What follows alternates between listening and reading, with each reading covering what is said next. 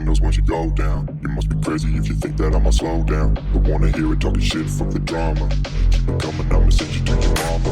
Mr. Whip, whip, whip, get the guns out. Dropping bodies in the place till the sun's out. Can't fuck with me, so don't even try. Cause when the bullets fly, I'm the last one to die.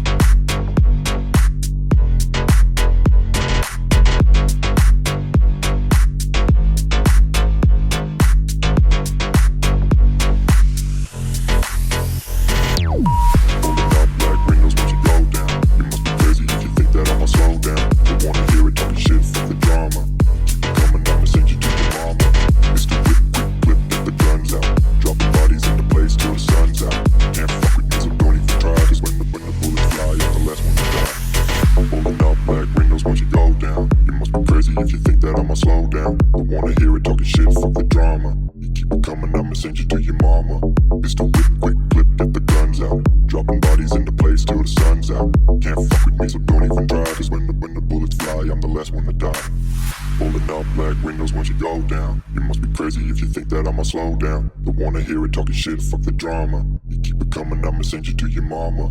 Mr. Whip, quick clip, get the guns out. Dropping bodies into place till the sun's out. Can't fuck with me, so don't even try. Cause when the bullets fly, I'm the last one to die.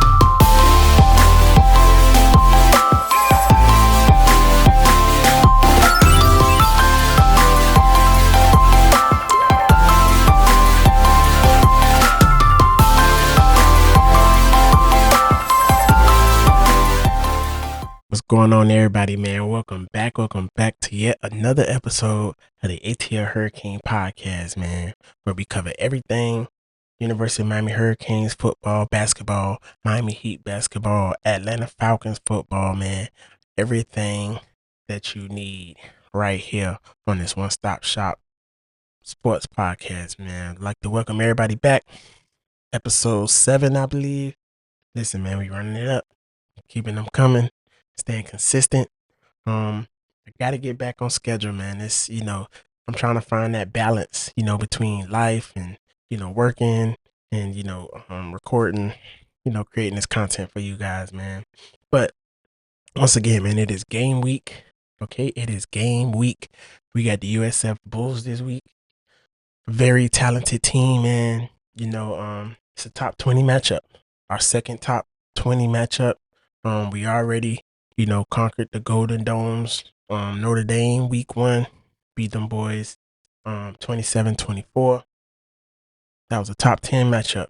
Now we got a top 20 matchup as, USF is coming off of 2 straight top 25 wins, man, beating Boise State. I believe it was 34-7. And just last week beating Florida 18-16, so they coming in high, so far. I would say they've been a surprise of college football, man. A group of 5 squad, man. I I don't know how to categorize, whether they are the best group of 5 team or if they just look that way just because of these wins. Maybe Boise State isn't as good as, they were projected to be. I don't think Florida's as good as they're projected to be just because of their coach. I believe, he's not a good coach.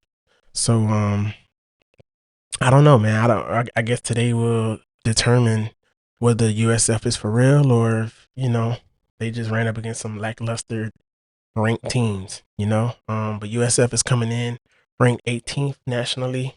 As you know, the Canes, the U is number 5 in the nation. Last week, we had, an officiated scrimmage, no shade, man, to, Bethune-Cookman, man, but it was an officiated scrimmage. I'm not even gonna lie to you, man.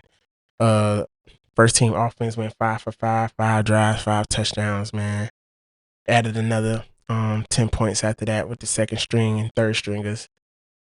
So, it was a good tune-up game. Was able to, correct some of the mistakes, from the first game of the season. Only held Bethune to 3 points. We beat them 45-3. Like I said, the first game of the season, we played Notre Dame, beat them 27-24. So I think, we come in with some momentum as well, I don't know, man. It's me personally, I don't think it's gonna be a close game. I think this is a bad matchup for USF, man. Um, the game is Saturday, September 13th at 4:30 on the CW, man. I don't think I've ever seen a football game on the CW. Me personally, I'm not saying it's never been a game on the CW, but I haven't seen one. Just saying. Both teams coming in undefeated. Miami is favored by 17 and a half points. I don't know if we'll quite, cover that spread, but it'll be close. It'll be close. I'm not gonna lie, it'll be close. I don't necessarily think it's gonna be a repeat of last year either. How last year USF, they kept it close for the first half, and we just pulled away in the second half. I believe with USF's, they're gonna want to up the pace of the game, right? They like running a really fast tempo, fast paced offense. I don't believe that they'll be able to sustain that throughout the course of 4 quarters against Miami. Honestly, one of the reasons is because I believe that our sheer size and speed will cause them some 3 and outs. And I also believe that the way our offense is set up, with us being trench heavy, offense and defense, we're going to lean on the run a lot, and I believe that's going to slow the game down. USF isn't as deep defensively, especially in the front seven, that I believe that we are. So those long, grueling drives that we're going to put up against them is going to take a lot out of their defense. And with their offense going fast paced, if they're getting 3 and outs, if we're getting 3 and outs, say even 6 and outs, or we call some turnovers, like the defense is going to be gasping for air. And again, they don't have the depth to keep up and to keep, bringing them guys in and out. So, man, I honestly think it's going to be a bad matchup. Like I say, man, South Florida coming in with some momentum, though. 2 really big wins, top 25 teams, man. If they do pull off this upset, I think they should be a top 10 team. If they do pull off beating the U, they should be a top 10 team. Cause that'll be 3 straight top 25 wins. And honestly, I really don't see too many teams from the AAC, the American Conference, beating them boys. If they're legit the way that they've been looking so far. I'll say that. But man, let's get into some of these strengths and weaknesses from both squads, man. We also gonna touch on some keys to the game for both squads. So let's get right into it, man. First, we're gonna start with South Florida. Some of their strengths, man. Excuse me. I believe some of their strengths is, like I say, they're coming in with momentum and confidence with beating Florida and Boise State, both on the road. No, they beat Boise State at home. They beat Boise State in Tampa and beat Florida at the Daunted Swamp. Like, can't nobody ever beat them at the Swamp, man. Boy, them boys fool. I ain't even gonna lie. But they definitely have a dual threat phenom in Byron Brown. He got the ability to make plays, through the air and with his legs. More, I think, importantly, with his legs. He's gotten a little better with throwing, but me personally, I don't believe throwing is his strong suit. He's not the most accurate quarterback, but he can put it on the money down the field, if some mistakes are made in the secondary, man. So the defense definitely has to step up. They're definitely gonna have to I don't know, man. They really are gonna have to stay disciplined. They're gonna have to keep they're gonna have to be able to decipher the eye candy, all the fake handoffs and all the movement, because you get out of position and Brown can hurt you. Okay, Brown can hurt you. But he also has to be careful with the ball. I think we got some really big hitters on the defense, man. Starting with Wesley Basaint, linebacker, man, starting linebacker. Jacoby Thomas, the safety. Even Keontae Scott, man, our nickel, man, that boy be putting his head in there in the run game, and he really step up in the run game. So, I think we're probably more than likely going to have a spy on Brown. I wouldn't put Wesley as a spy. I would use one of the young boys as a spy. Like one of them guys is like a hybrid linebacker safety, because then you'll still have some speed and size out there, to be able to stop them. And I think Keontae Scott is going to be a big part of the run defense in this game as well. Also, USF defense has been playing pretty well this year.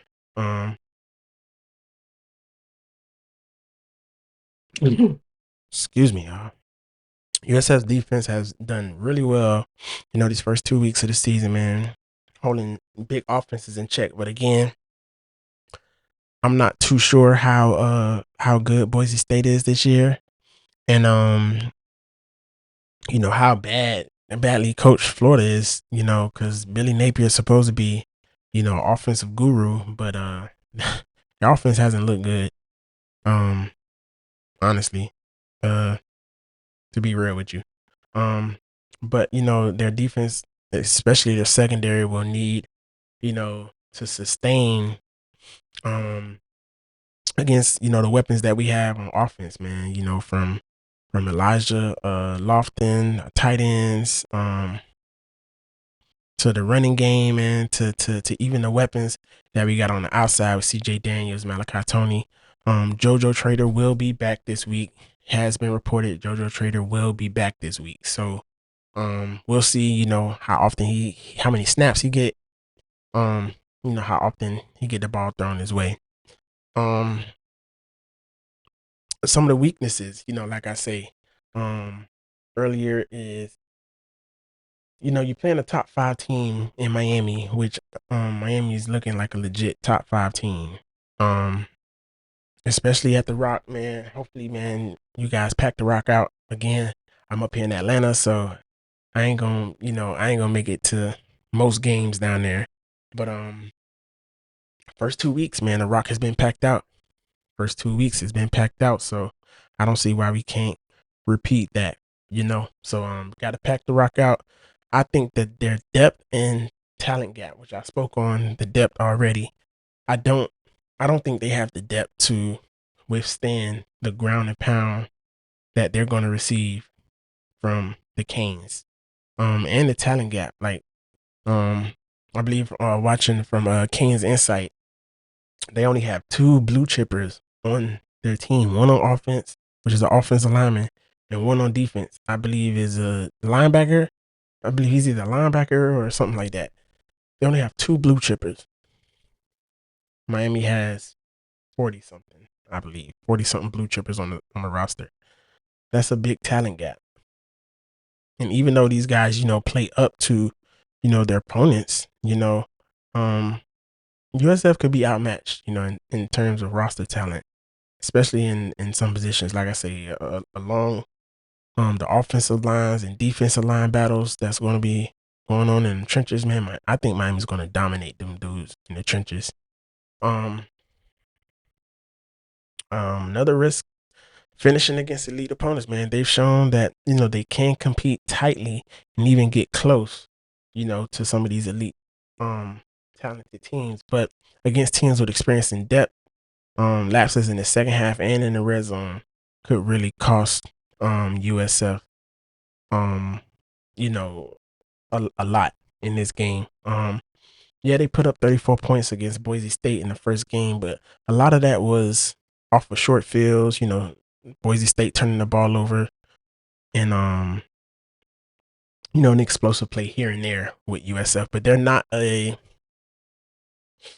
really a big play offense.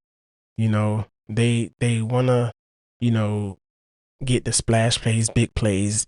They got some trick plays, up their sleeve. In the first week they did a fake punt, snuck they backup quarterback in there as the punter, and he threw a touchdown. So they got the gadget plays, but I think the way that the defense has been playing this year, especially against Notre Dame, I think that we are a lot more balanced on the defensive side of the ball and a lot more detail oriented. That we are really going to like cut all that stuff out. Like, there's not going to be I don't see it happening, man. I'm just being honest. I ain't seeing it happening. So on to the Canes with some strengths and weaknesses. Some strengths, definitely the passing game and efficiency, man. Carson Beck has been super efficient so far this season, man. It's been completing over 76% of his passes, man, which is remarkable. Granted, 22 for 24 against Bethune-Cookman, but he was 20 or 30 against Notre Dame, so Carson Beck's just been extremely, extremely efficient this season, man. What he got? 472 passing yards, 4 touchdowns, 0 interceptions, 0 fumbles. Carson Beck has been taking care of the ball. He's been staying clean. I believe he's only gotten sacked one time so far this year. We have a balanced attack. Like I say, with we got strong receiving core with true freshman Malachi Tony and CJ Daniels, being our two leaders right now.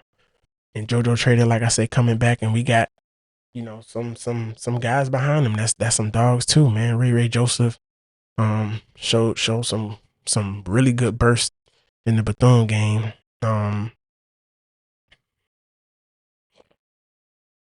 You got Nikar, another freshman.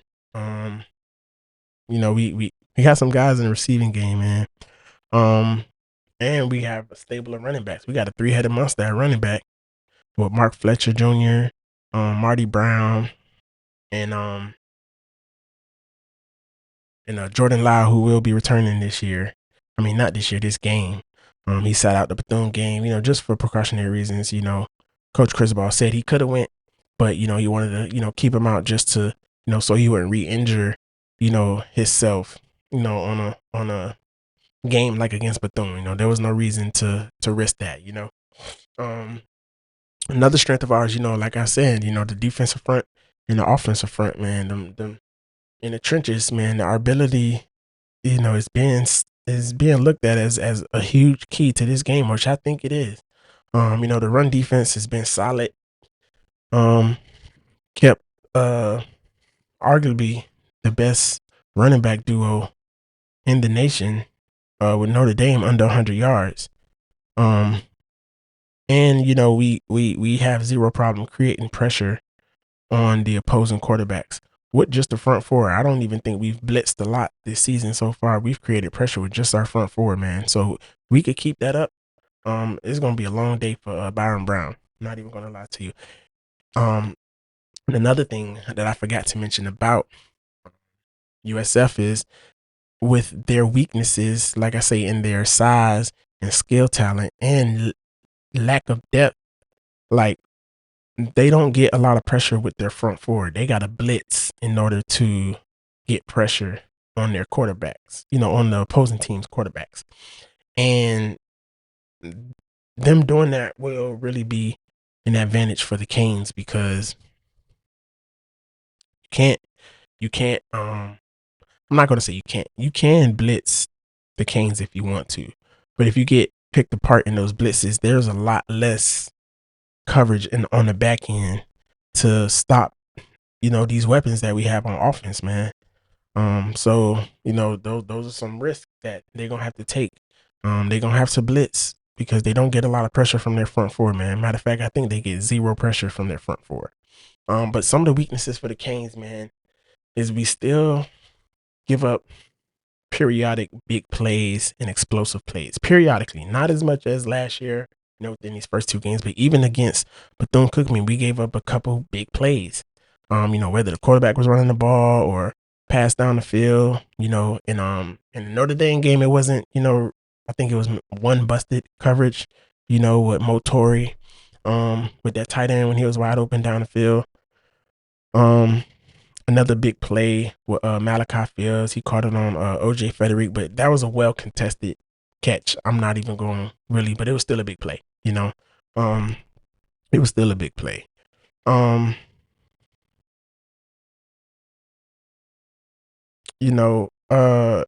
Also offensively, we haven't had this big splash or plays.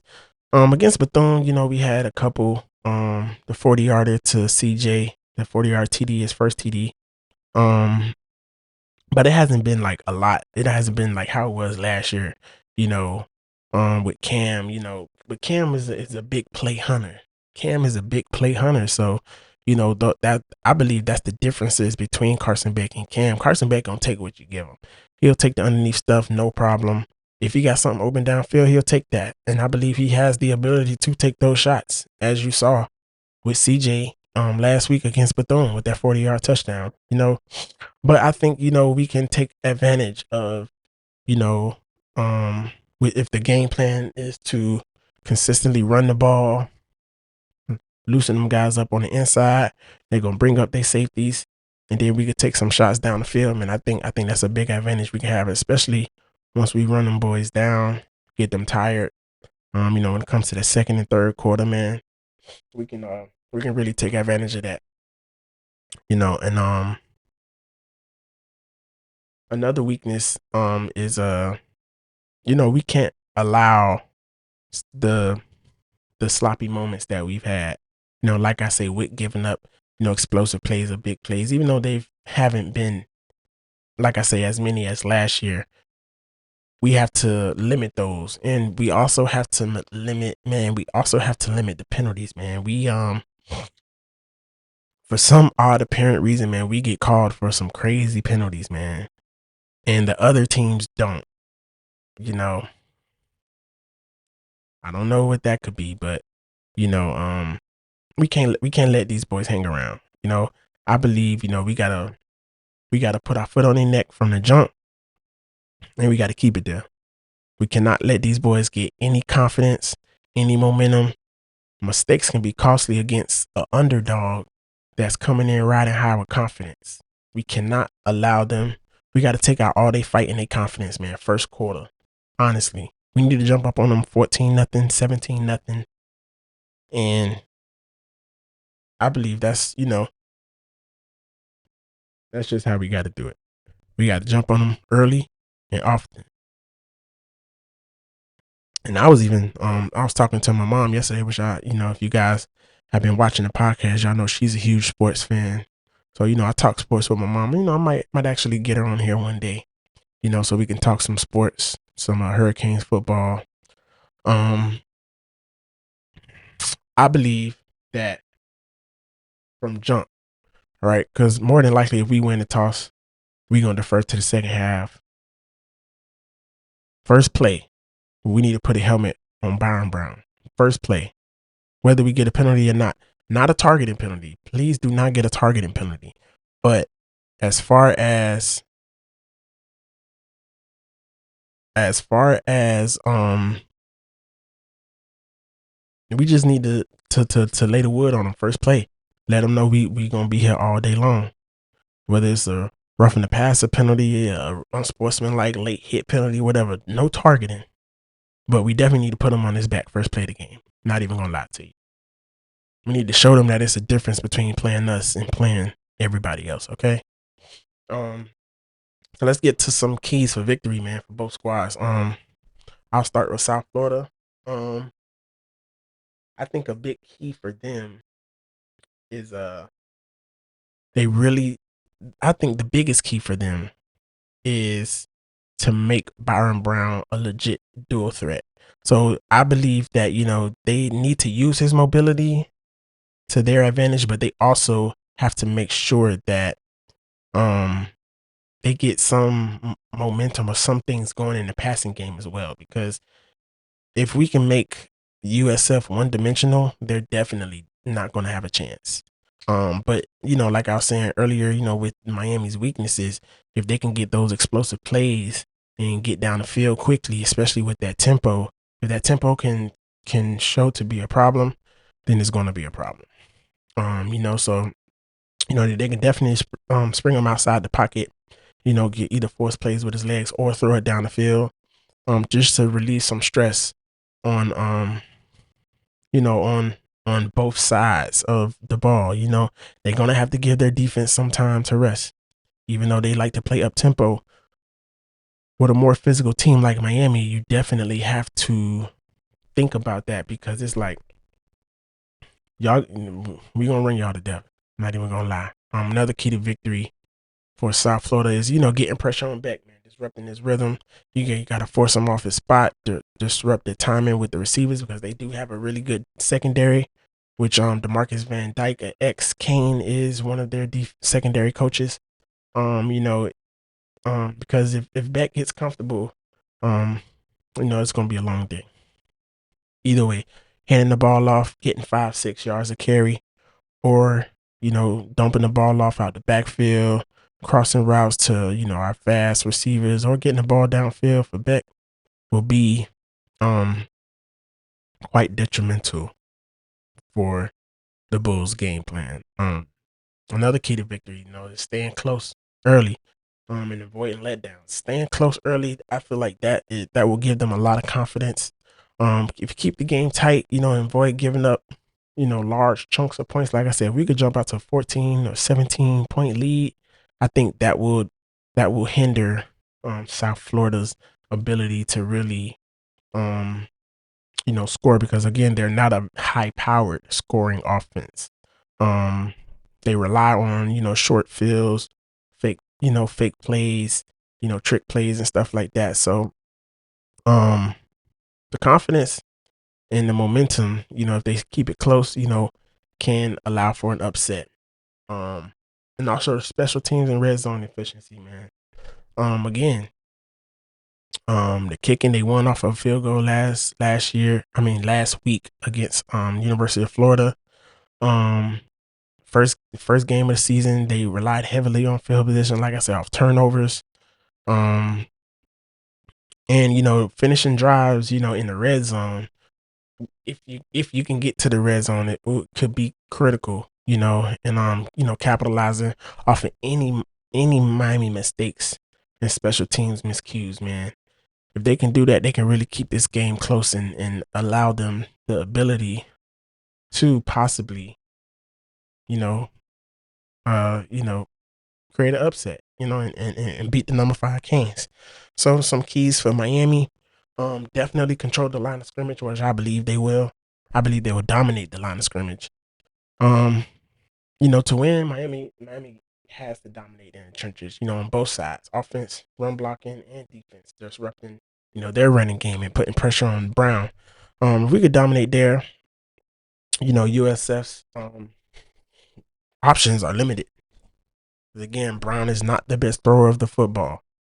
He hasn't, turned the ball over yet this year, but I believe we can force him into some turnovers, whether fumbles, with him getting hit, or just putting pressure on him in the pocket.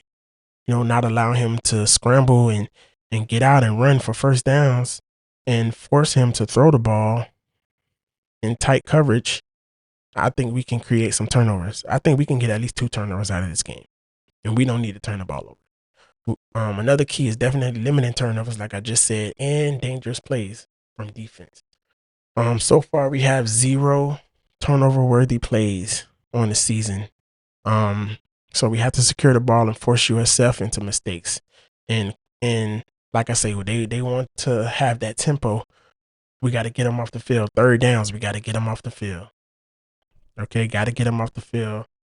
Turnovers and broken coverage from USA could shift the momentum. So we got to make sure we secure that ball and, stay disciplined on defense. And with the mistakes, with all the penalties, we gotta keep penalties to a minimum, man. 5 or less penalties, keep it a clean game. I think it'll be pretty good for the Canes, man. Also another key is the game management and tempo control. We have to, just like that, the first drive of the second half against Notre Dame, man, 7.5, 8-minute drives, man. We gotta have these long sustained drives, man. And that will keep their offense off the field and tire out their defense. Gotta have the sustained drives, 6-7-minute drives, bleed the clock, run them boys gas. They need to be having their hands on their sides, gasping for air. Gasping for air. And exploit the matchups in the secondary. USF, they are definitely a bend but don't break defense. We need to break them. Okay.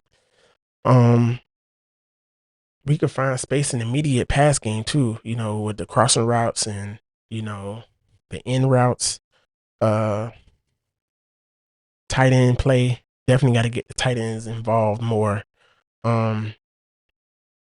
Especially, if USF brings pressure and blitzes, like I say, because they're not known to get pressure with their front four. So they're going to have to bring pressure by blitzing, either corners or linebackers.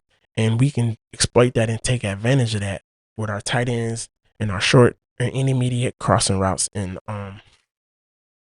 routes that, the receivers, can run and make. again, man, I really think that, us as in the Canes are gonna blow these boys out the water. Um, again, I don't think it's gonna be a super close game. I'm not really gonna do score prediction, but um, I just think we gonna blow them boys out the water, man. Um, let's see what else I got on here on my notes. All right, so some key player matchups. How about this? We got Carson Beck against USF's defensive front and secondary. Um, I think Carson Beck can get the better of um the Bulls defense. Like I've been mentioning, man, with the lack of depth and the lack of pressure they can get with their front four, I think Beck is going to be very, very comfortable in the pocket when it's time to throw. And I think the running game is going to be so strong that play actions are going to suck in the secondary and allow for big plays down the field. Um, so you guys really may see some really big plays. Um, Malachi Tony and CJ Daniels, man, against USF's defensive backs, Deshaun Rucker and Tavin Ward. And also against, even when they do their zone matchups, we gotta find those soft spots in the zone and we gotta take advantage of that, man. I think those are gonna be some great matchups to look at. Also, our edge rushers against, their tackles and offensive line and their quarterback because he's a big boy. Byron Brown is a big boy. So I think if Ruben Bain and Mezzi can really get some pressure and get him down, complete the tackles and sacks, that we can that'll be to our advantage. Because I think it'll take some pressure off the back end of the defense. Um, because like I say, he a big boy, so he'll run through some tackles. But as long as our big boys can get him down, or like I say, if we do get a spy, um, to follow him around whenever he break contain or anything like that, then it'll be good for us. Also, matchup Byron Brown against our defensive front and or I'll say our front seven. I'm gonna just say against our entire defense. I'm not even gonna say the front seven because, like I said, I think Keontae Scott is gonna be an X factor on the defense at that nickel position because he's gonna be the closest DB to the line of scrimmage, and he is an aggressive corner. He's been playing great. The first 2 weeks of the season, he's been playing great. Um, Brown has been effective, through the air and on the ground. His mobility makes him dangerous.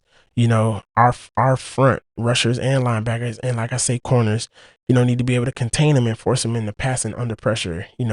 That will, like I said, will more than likely create turnovers. And they have a really good receiver, Kashawn Singleton. He's put up some yards early in the season. Our secondary, we got to keep them under contain. Got to keep all the receivers and even the running back out of the backfield under contain. If our pass defense, man, struggles, especially, with big plays and stuff like that, man, Singleton could be a threat, creating momentum for USF with getting those big plays down the field, man. So, like I say, keep Beck clean. We're gonna have to. I believe we're gonna have to establish the run game early, establish the physicality early. Get those Mark Fletcher and them boys going early. Get them off the field early. When they come to third downs, we got to get them off the field. We got to force them to throw the ball and get them off the field. I believe we do all that, man. We'll beat these boys. We'll beat these boys handily. So, all right, guys, that is going to do it for this here episode of the ATL Hurricane Podcast, man. I'd like to thank you all again for showing up once again for your boy. If you like the content that has been posted on the channel, man, make sure you like, share, subscribe to the channel. Make sure you hit the notification bell so you can be notified when I do drop all the content that I will be dropping I got some more DJ sets that I'm gonna be dropping soon. I believe I'm gonna drop 2 next week. I'm gonna drop a live set and also another one of my mixes. So you guys stay tuned for that. Um and you already know what it is, man. Saturday, USF Bulls, y'all boys going down. It's all about you, baby. Love y'all. Peace out.